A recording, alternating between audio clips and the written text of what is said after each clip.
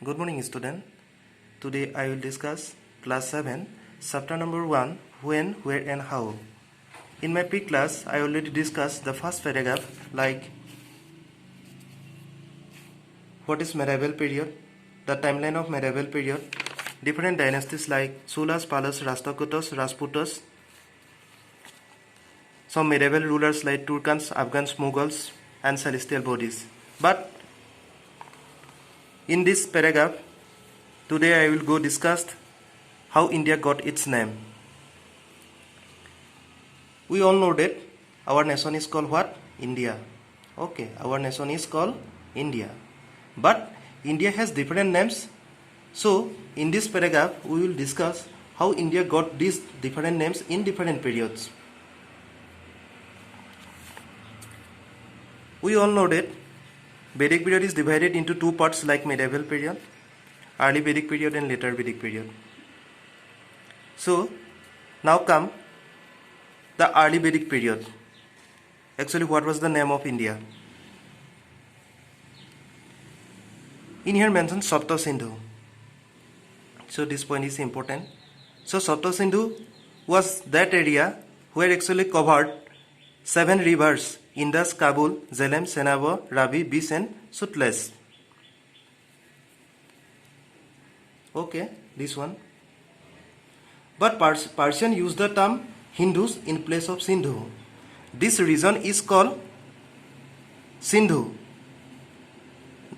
Which region? The Sapta Sindhu area is called Sindhu in Sanskrit. But Persians use the term Sindhu as a Hindu. That means in place of Sindhu they use the term Hindu. So from that times Hindu words come. Okay, from that times now we can understand Hindu words come from that times. So remember this thing. You write as a Hindu word, because if you not offer chronologically write this thing, again it going to mistake. Therefore in the first definition mentioned that we study in history through chronologically. So you can write the names through chronologically. Okay, now already discussed the Hindu. Again in the second point, in Vedic period, India known as a Bharatvarsha. So in this point, we will try to find out why it's called Bharatvarsha. A king named Bharata who ruled in this area and conquered a huge area, therefore named after him Bharata or Bharatvarsha. Because Bharata, a ruler who ruled in that area, he conquered huge area. Therefore, after his name, this region is called what? Bharatvarsha. Now, point Bharatvarsha is clear. Okay? Why we call Bharatvarsha? Now come Hindustan. In later Vedic period, the Hindustan used as a name of India. Actually, in Veda, mentioned Sthana is a place.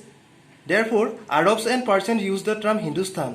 Those people who actually live on the bank of Hindus and Sindhu river.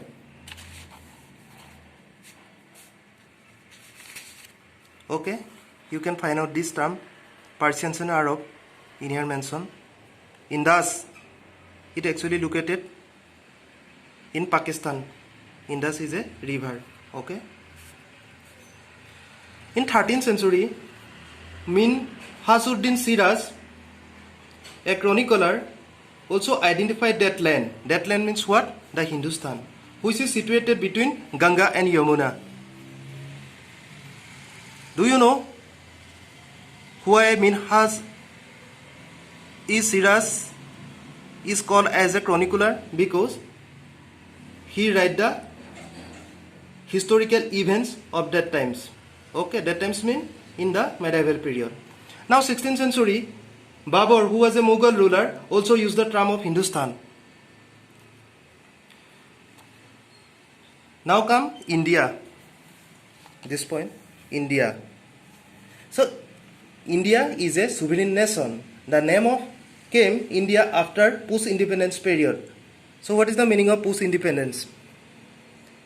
While we got the independence from British, after that period is called post-independence. Okay. So India is a sovereign nation. The name came India after post-independence period. Now this India is a part of Asian continent. I chronologically write the names of India. You can write as, for your better understanding, name of India like you write in the first time. Sanskrit it's called Sindhu. Again Sapta Sindhu. Persian use the term Hindu. Rig Veda mention Bharatvarsha. Arab and Persian Hindustan. They also call the term use a Hindustan, Hindu or Sindhu river. Minhaj is Siraj, 13th century. He mentioned the term Hindustan. Babur also 16th century. So post-independence period. Now we live in this India. Okay. So this much for today class. Tomorrow we will discuss the next topic. Thank you. Have a nice day.